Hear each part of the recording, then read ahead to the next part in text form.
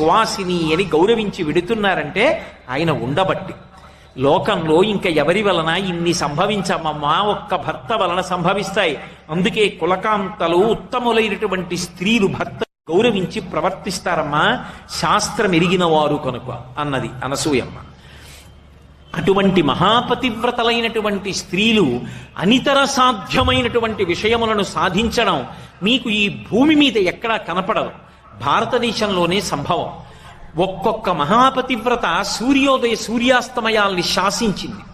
రేపు తెల్లవారితే నీ భర్త మరణిస్తాడంటే సుమతి సూర్యోదయమగు అవకుండుగాక అంది. ధర్మచక్రం నిలబడిపోయిందంటే అది ఎన్ని యజ్ఞయాగాది క్రతువులు చేసినా పురుషులు సాధించగలరో సాధించలేరో, కానీ పతివ్రతా ధర్మం చేత స్త్రీ సాధించింది.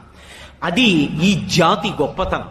అటువంటి చరిత్ర కలిగినటువంటి స్త్రీలు ఈ ఒక్క దేశంలోనే కనపడతారు. అందుకే ఈ దేశ